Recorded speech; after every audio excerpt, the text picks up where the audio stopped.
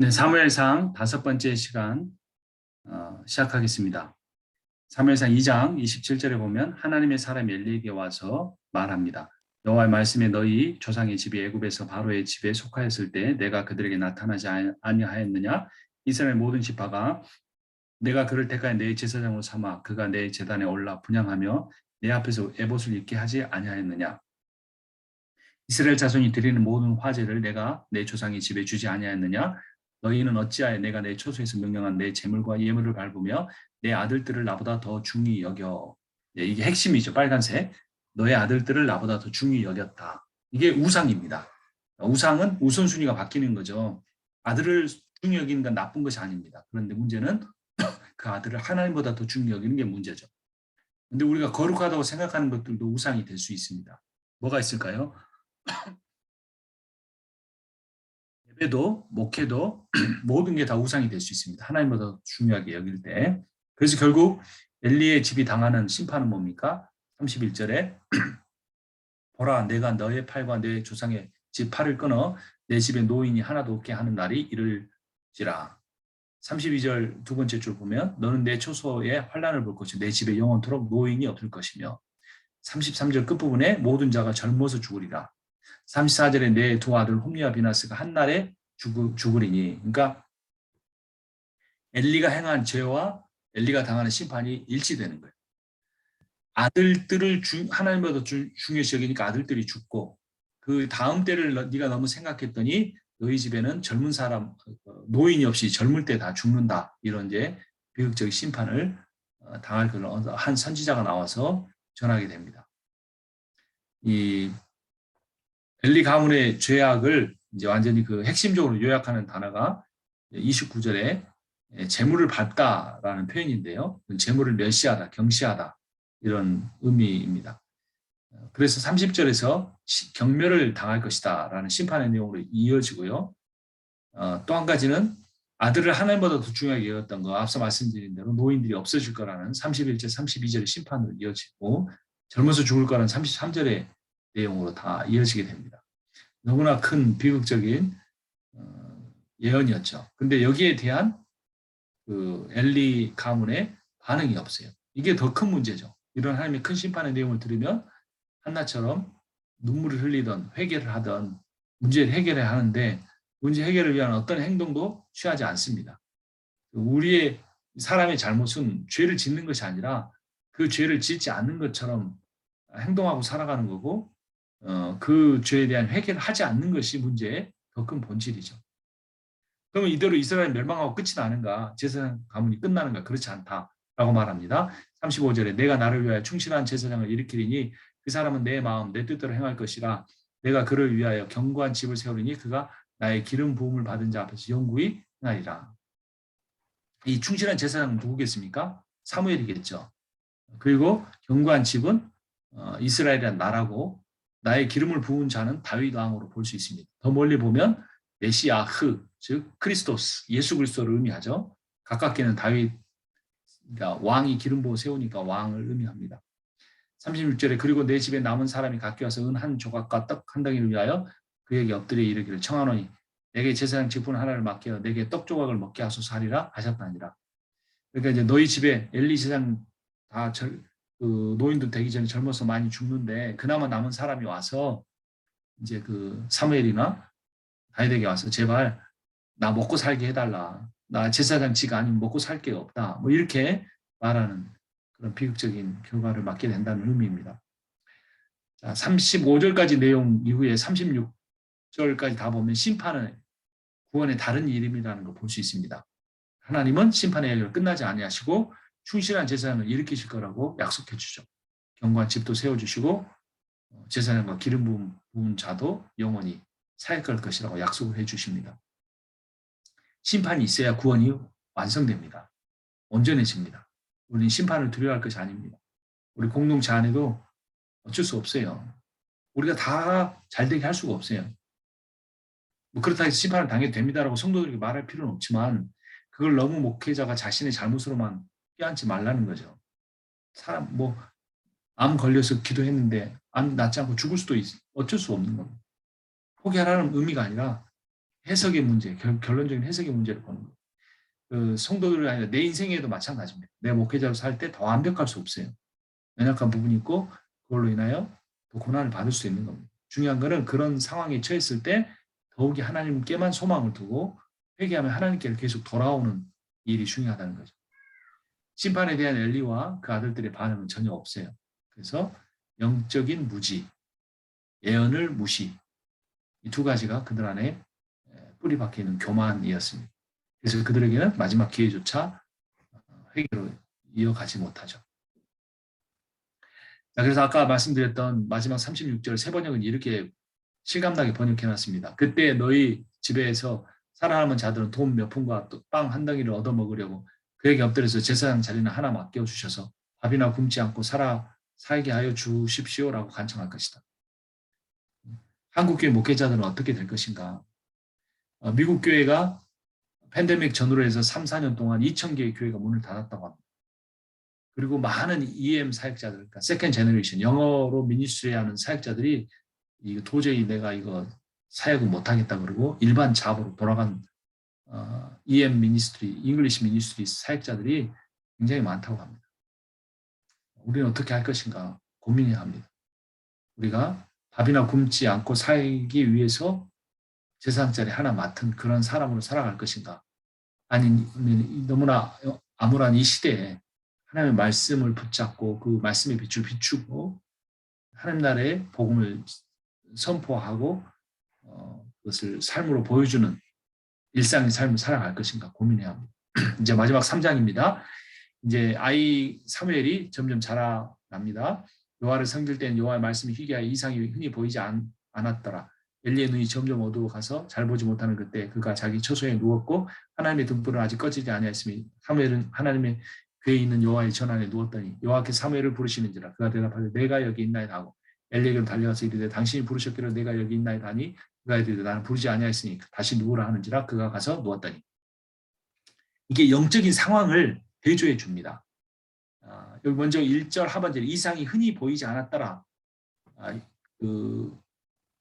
이상이 희귀하여 그러죠. 희귀하여. 이게 야카르라는 히브리어인데요. 이게 비싸다 이 말이에요. 비싼 거는 왜 비쌉니까? 희소 가치가 있으니까 비싼 거잖아요. 이 경제 용어예요. 말씀의 상품화, 그러니까 돈이 있어야 말씀을 들을 수 있는 시대, 뭐 이런 시대상이었다는 거예요. 제사장이 가까이 가려면 돈 좀 있어야 하는 그런 상황. 그러니까 아무한테나 하나님의 말씀이 선포 자체가 안 됐다는 겁니다. 아주 깊은 의미로는 진짜 하나님의 말씀을 선포할 선지자가 없었다는 의미이기도 한데 그나마 말씀을 전해야 할 사람들조차 가난하고 신분이 낮은 사람한테 말씀을 전하지도 않았다는 겁니다. 재물을 먼저 취해갔던 제사장들처럼 하나님의 예언의 말씀도 돈을 받고 팔았을지도 모른다고 주석하는 사람들도 있습니다. 또 이상이 하나님의 말씀이 희귀했고 이상이 흔히 보이지 않았다고 합니다. 니프라츠라는 히브리어인데요. 흔히 보이지 않았다는 건 뭐냐면 눈에 눈 망막에 뭐가 붙어 있으면 잘 안 보이잖아요. 그러니까 이게 뭔가에 막혀서 나가지 못하는 상태예요. 그러니까 하나님이 백성에게 그 하나님의 이상을 전달하고 싶은데 오히려 제사장이나 선지자가 눈에 끼인 어떤 그 먼지처럼 방해가 됐다는 거예요. 엉뚱한 소리하고 자기 이권에 따라서 말하고 그런 시대, 엘리 제사장과 그의 두 아들이 이런 영적인 무지의 시대를 만들어 놓은 거죠. 자, 그래 누워있는 자리, 눕는 자리, 눕다라는 게 샤카브라는 단어인데요. 엘리는 어디에 누워 있습니까? 좀 밑으로 가봅니다. 자기 처소에 누워 있습니다. 영적인 태만을 의지하죠. 그리고 엘리의 눈이 점점 어두워서 잘 보지 못하는 그때라는 표현이 있습니다. 그런데 여호와의 등불은 아직 꺼지지 아니하였다. 그러면서 정말 이렇게 마지막 희망이 꺼져가는 그런 상황이에요. 그런 상황에서 그런데 그 사무엘은 어디에 누워 있습니까? A 다시 보면 3절에 하나님의 궤에 있는 여호와의 전 안에 누웠다. 그래서 A와 A 다시가 대조를 이루는 엘리는 자기 처소에 잠자고 있고 사무엘은 여호와의 전에 누워 있는 이 모습이 대조가 됩니다. 그래서 이 잠자다는 의미는 엎드렸다 누웠다는 말은 잠자다는 의미도 있지만 엎드려 기다린다는 의미도 있는데 이 사무엘의 경우는 잠자기 위해서 엎드린 게 아니라 하나님의 전 안에 하나님의 음성을 듣기 위해서 엎드리고 있었어요. 그러니까 어디 그 주일학교 그 만화 같은 데 보면 사무엘이 잠자다가 누워서 잠자다가 하는 말씀 들었다고 표현할 그림을 그리기도 하는데 좀 더 영적으로 해석하면 이 사무엘은 그 하나님의 교회 앞에 가서 엎드려져 있었어요. 잘 수도 있지만 하나님 말씀을 들을 수 있는 그런 상태로 있었던 거죠. 엘리와 사무엘의 역할이 바뀌어졌습니다. 역할만 바뀐 것이 아니라 앞으로 처지도 바뀌게 될 거라는 걸 암시를 합니다. 이제 밑으로 가보면 여호와께서 부르시는데 또 엘리한테 가니까 가서 내가 여기 있나이다 하니까 나 안 불렀다. 마지막 세 번째 또 말을 하니까 이제서야 그 영적으로 무지한 엘리도 알아서 하나님 부르시는 거니까 내가 주의 종이 듣겠나이다. 여호와 말씀하옵소서 이렇게 대답하라 합니다. 그러니까 사무엘이 자기 처소에 가서 누웠어요. 여기서 눕다는 것도 샤카브 엎드린 겁니다. 하나님이 세 번 부르셨다는 것은 뭘 의미할까요? 포기하지 않고 기다리시는 하나님. 지금 사무엘이 한 번에 딱 들으면 좋은데 이게 하나님 부르신 걸 모르고 엘리가 불렀다고 착각하고 있잖아요. 그 착각을 세 번이나 참아주신 거예요. 이 참아주시면은 이스라엘 사랑하시는 하나님 마음이 담겨 있습니다. 하나님 결국 사무엘을 어떻게든 세워서 이스라엘 회복시키길 원하시는 거예요. 이스라엘 회복이 담보되지 않은 이스라엘 엘리 제사장 집안에 대한 심판은 이루어질 수가 없기 때문에 그렇습니다. 여러분 하나님은 우리를 계속 부르고 계십니다. 단지 우리가 듣지 못하는 거예요. 하나님은 사무엘에게만 세 번 부르신 게 아니라 우리에게 3번, 30번, 300번, 3000번 계속 부르시고 계세요. 우리가 들을 때까지. 밑으로 더 가봅니다. 자, 엘리는 어떤 상황입니까? 9절에 보면 영적 분별력이 약한 사무엘을 하나님께로 인도하는 중개자입니까? 밑으로 내려가 봅니다. 그렇게 생각할 수도 있지만 오히려 엘리가 여호와 하나님과 사무엘 사이에 방해물이 될 수도 있어요. 엘리가 없었더라면 사무엘은 하나님 부르시는 줄 알았을 텐데 엘리가 있으니까 자꾸 사무엘이 엘리에게로 뛰어가는 거예요. 그래서 이제 그러면 사무엘은 어떤 존재입니까? 아직 7절 3번절을 보면 하나님을 알지 못했다. 몰랐을까요? 지식적으로는 엘리 조상을 통해서도 배우고 자기 엄마를 통해서도 배웠어요. 근데 체험적으로는 사무엘을 가르치는 엘리조차도 하나님을 못 만났잖아요. 그러니까 사무엘도 하나님을 인격적으로 만난 경험은 없다. 이 말이지 하나님에 대한 지적 이해가 없어가는 의미가 아닙니다. 7절 하반절 하나님의 말씀도 나타나지 않았다. 말씀도 지식적으로 배웠을 겁니다. 제사장인데 모세의 율법도 배우고 배웠을 겁니다. 하지만 하나님이 직접 말씀하신 음성을 듣지는 못한 거죠. 직접 말씀하신 음성을 못 들은 거예요. 그러니까 시대가 영적으로 어두우면 개인의 영성도 어두울 수밖에 없는 게 논리적이죠. 그런데 시대가 어두울수록 우리는 어떻게 해야 됩니까? 깨어있기 위해서 노력해야 돼요. 이런 말이죠. 해 뜨기 직전에 새벽이 가장 어둡다. 지금 시대가 암울하다. 그건 무슨 의미죠? 예수 그리스도 오실 때가 가까웠다 이 말이죠. 그럼 우리는 어떻게 해야 됩니까? 로마서 13장 11절 12절 또한 너희가 이 시기를 알거니와 자다가 깰 때가 벌써 되었으니 이는 이제 우리의 구원이 처음 믿을 때보다 가까웠습니다. 밤이 깊고 낮이 가까웠으니 그러므로 우리가 어둠의 일을 벗고 빛의 갑옷을 입자. 자고 있는 시대인데 깰 때가 가까이 온 거예요. 우리는 그럴 때일수록 어둠의 일을 벗고 빛의 갑옷을 입어야 돼요. 10절에 이제 사무엘이 드디어 깨달았죠. 그래서 내가 여기 있나이다 하니 하나님이 이렇게 하십니다. 10절 여호와께서 임하여 서서 전과 같이 사무엘아 사무엘아 부르시는지라 사무엘이 이르시되 말씀하옵소서 주의 종이 듣겠나이다 하니 그래서 밑으로 가봅니다. 여호와 또는 여호와의 천사의 부르심이 있고 말씀만 하신 게 아니라 직접 나타나셨어요. 들어와 서셨다. 야보 바이트 야차브라는 표현입니다. 하나님 직접 서시는 모습. 마치 그 사무엘의 어머니 한나가 하나님께 기도하기에 서 있었던 모습과 이렇게 대꾸를 이룹니다. 그런데 그때 하나님이 어떻게 부르십니까? 사무엘아 이렇게 부르신 게 아니라 사무엘아 사무엘아 이렇게 부르세요. 긴박한 상황이에요. 창세기 22장 아브라마 부르신 어떤 상황입니까? 아브라함이 이삭을 그 제물로 바치려고 칼을 들어서 막 내리치려는 그 순간에 하나님이 2번 부르시는 하나님이 성경인물을 2번 부르신 것은 다급한 상황입니다. 그러니까 지금 이스라엘이 풍전등화예요. 엘리 제사장으로 인해 이스라엘이 완전히 멸망해 버릴 것인가? 아니면 그 엘리 집안에 대한 심판으로 끝나고 이스라엘이 회개하여 돌아와 부흥의 시대를 맞이할 것인가가 달려있는 긴급한 상황에서 2번 부르신 거예요. 야곱아 야곱아 모세야 모세야 이렇게 부르셨던 것도 똑같은 의미입니다. 그때 주의 종이 듣겠나이다 라고 했는데 이게 히브리어로 쇼메아인데요.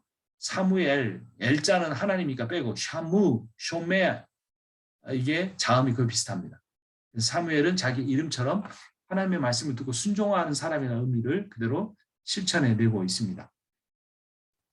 11절에 여호와께서 사무엘에게 말씀하십니다. 보라, 내가 이스라엘 중에 한 일을 행하리니 그것을 듣는 자마다 두 귀가 울리리라. 밑으로 내려가 봅니다. 내가 엘리의 집에 대해 말한 것을 처음부터 끝까지 그날에 그에게 다 이루리라 하고 있죠. 말씀을 좀 비춰주시고요. 여기에 이제 그 내가 한 말과 그 노란 글씨 있죠. 내가 한 일과 말한 것. 이게 노란색 하이라이트 되는 거 보이시잖아요. 이게 다 히브리어로 따바르입니다. 따바르는 일, 뭐 things, work라는 뜻도 있고 말, word라는 뜻도 있어요. 여기서는 한 일과 말한 것이 똑같은 따바르가 두 번 사용된 거예요. 이 말은 무슨 의미냐면 하나님의 말씀은 반드시 성취된다는 거죠. 그래서 엘리 집안에 선포된 예언이 반드시 성취될 것이라는 의미죠.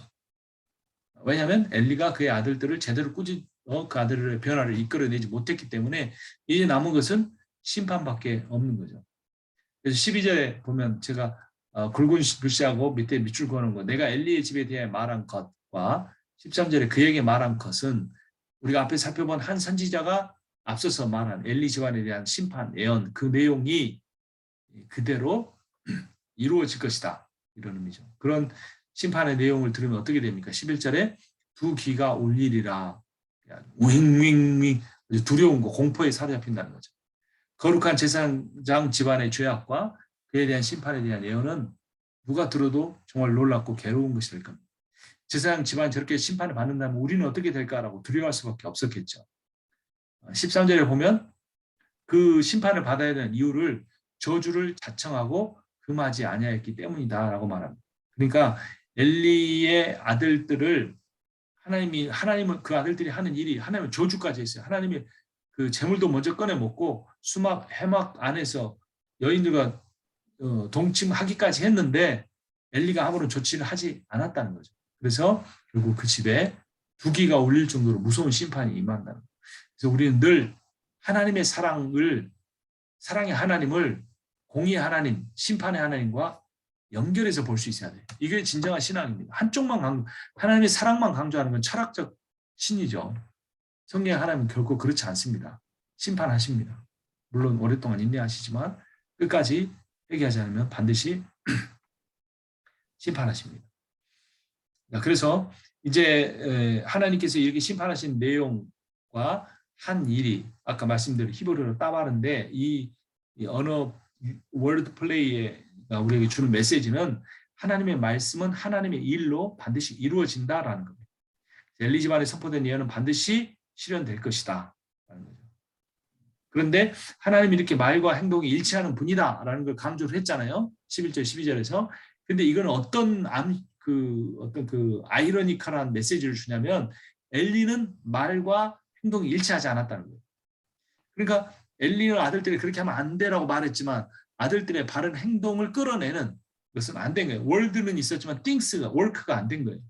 근데 하나님은 그런 엘리와 달리 그분이 word 한 거, 말씀하신 거는 반드시 think, work, 이루어진다, 성취된다라는 것을 아이러니컬하게 대조를 시키는 겁니다. 평소에 엘리는 말과 행동이 일치하지 않는 사람이었고, 그러나 하나님은 말씀하신 대로 엘리 제사장 집안에 모든 것이 이루어질 것이다 라고 말씀한 거죠. 그래서 이루어지지 않는 말은 말이 아니다.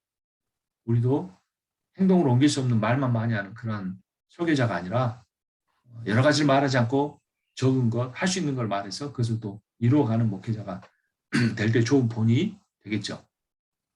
그래서 복음을 전하는 일만큼 중요한 것은 복을대로가 아니라 복음대로 사는 것이다 라고 보시면 되겠습니다. 밑으로 가봅니다. 그래서 우리가 말씀을 전하는 것만 행하는 사람이 돼야 되고요. 사무엘이 아침까지 누웠다가 여호와의 집을 문을 열었으나 그 이상을 엘리에게 알게 하기를 두려워하더니 엘리가 사무엘을 불러 이르되 내 아들 사무엘아 하니 대답하되 내가 여기 있나이다 하니 그가 이르되 내게 무엇을 말씀하셨느냐 청하노니 내게 숨기지 말라 내게 말씀하신 모든 것 하나로 숨기면 하나님이 내게 벌을 내리시고 또 내리시기를 원하노라 하는지라 사무엘이 그것을 그에게 자세히 말하고 조금도 숨기지 아니하니 그가 이르되 이는 여호와시니 선하신 대로 할 것이라 하니라. 내려가 봅니다. 사무엘이 아침까지 누워 있었다라는 표현은 잠잤다 이 말이 아닙니다. 사무엘이 아침까지 못 잤다, 잠을 못 잤다라는 거예요. 만약에 잠을 조금이라도 잤다면 어떻게 표현하냐면 아침에 일어났다라고 해야 되는데 아침까지 누워 있었다라는 말은 그냥 웅크리고 있었다는 거예요. 두려움에 또 하나님이 하실 일에 대한 기대 뭐 이런 걸 혹시나 더 말씀하실까 봐. 그래서 엘리 집안에 대한 무서운 심판의 예언을 들은 사무엘은 잠을 잘 수가 없었습니다. 그러고 나서 이제 아침이 되자 15절 하반절에 여호와의 집에 문을 열었다. 이건 사무엘이 일상적으로 하는 일이에요. 성막 청소하고 이렇게 문 열고 불 켜고 이런 일을 했겠죠.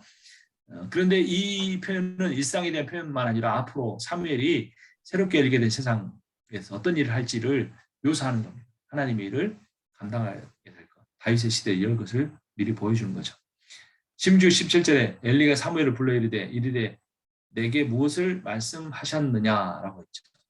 그러니까 하나님께서 제사장이 아닌 어린 사무엘에게 말씀하셨다는 게 아이러니잖아요. 그리고 또 스승이 제자에게 하나님의 뜻과 계획을 묻는 거 얼마나 초라합니까? 그래 엘리는 하나님의 음성을 들을 수 없었기 때문에 묻는 겁니다. 이 상황은 단지 어떤 주객 전도가 아니라 사무엘이 이미 선지자로서의 사역이 시작됐다는 걸 선포하는 거예요. 그리고 엘리는 선지자로서 제사장 역할이 끝났다. 이거를 지금 엘리가 사무엘에게 하나님 뭐라고 말씀하는지를 묻는 정황으로 그대로 드러납니다. 사무엘은 엘리 아들들과 달리 정직하게 모든 것을 다 말합니다. 엘리가 어떻게 반응할지 모르지 않은 권세자잖아요. 자기를 벌할 수도 있잖아요. 사무엘만 제거하면 우리 아들들이 살 수도 있다고 생각할지도 모르잖아요. 그러니까 사무엘은 엘리 반응을 두려워해야 되는데 담대하게 다 말합니다. 당신도 죽을 것이고 당신 집안에는 노인이 없을 것이고 두 아들이 동시에 죽는다. 이 말을 정말 하기 힘들잖아요. 말씀 선포자는 축복의 말만 아니라 심판의 말도 할 수 있어야 됩니다. 우리는 하나님과 청중 사이에서 누구 눈치를 더 봅니까? 성도들의 눈빛, 좋은가 안 좋은가, 딴 생각하는가 안 하는가, 은혜 받는가 안 받는가. 물론 그것도 커뮤니케이션이니까 신경 써야 될 부분이지만 그게 90%고 하나님 한 5%? 그럼 그건 설교가 아니죠. 하나님 눈치를 봐야 됩니다. 하나님이 심판의 말 하라고 하면 심판의 말을 해야죠. 본문이 심판인데 거기서 사랑의 말만 하고 있으면 참된 선지자가 아닐 수도 있습니다. 18절에 이게 참 이것도 역시 아이러니입니다. 엘리가 참 영적으로 무지하는 것 같은데 두 번씩이나 그 한나의 인생에 그 전환점을 축복의 말을 했잖아요. 그런데 자기 가정에 대해 정작 심판의 말을 듣고 이렇게 말하는 거죠. 이는 여호와의 이신이 선한 대로 하실 것이니라. 아들은 잘 양육하지 못했지만 영적 분별력은 희미해졌지만 하나님의 심판을 받아들이는 신앙 인격을 가지고 있었어요. 조금 더 자녀들에게 엄격하게 그걸 빨리 회복했더라면 얼마나 좋았을까요? 들어가 봅니다.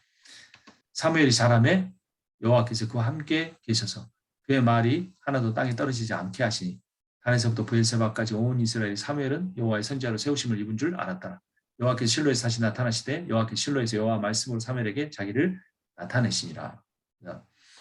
19절에 브엘세바에서 단에서 브엘세바는 이스라엘 모든 영토를 의미하고 온 이스라엘이라는 표현은 이스라엘 모든 백성을 의미합니다. 그러니까 땅 이게 뭐죠? 하나님 나라의 세 개 중에 두 요소 두 개잖아요. 영토와 백성과 주권인데 영토와 백성은 이미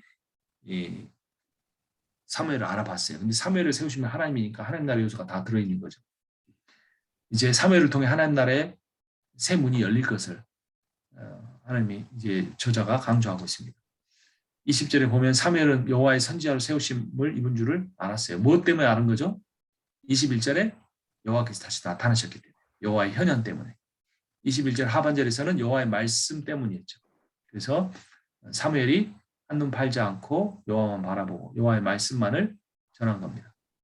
그래서 이제 사무엘이 완전히 온 이스라엘에 이렇게 여호와의 현현과 여호와 말씀 때문에 선지자로 자기 확신을 갖고 이스라엘 온 백성도 그를 선지자로 제사장으로 이해해 주기까지 아마 수년의 세월이 흘렀을 수도 있을 겁니다. 그래서 사무엘은 아무것도 가진 것이 없었지만 하나님 앞에 쓰임받는 종이 되었습니다. 위대한 사역자는 고귀한 사역자는 스펙이나 외모나 학벌이나 언변으로 절대 만들어지지 않습니다. 딱 두 가지. 성령의 충만과 사랑의 충만. 우리가 성령의 인도하심을 받는 복음으로 인하여 자존감이 높은 사람이 될 때 우리는 어떤 사람에게도 무릎을 꿇을 수 있습니다. 그들의 발을 씻어줄 수 있습니다. 내 자존감이 약하면 그렇게 못하죠. 우리가 동료 사역자와 비교할 필요가 없습니다. 각자에게 맡기신 역할이 다르기 때문에 눈의 역할, 코의 역할. 그래서 우리는 머리에 성령의 인도하심을 따라 순종하며 가면 아름다운 하나님 나라의 공동체가 이루어지게 될 것입니다. 여기까지 하겠습니다.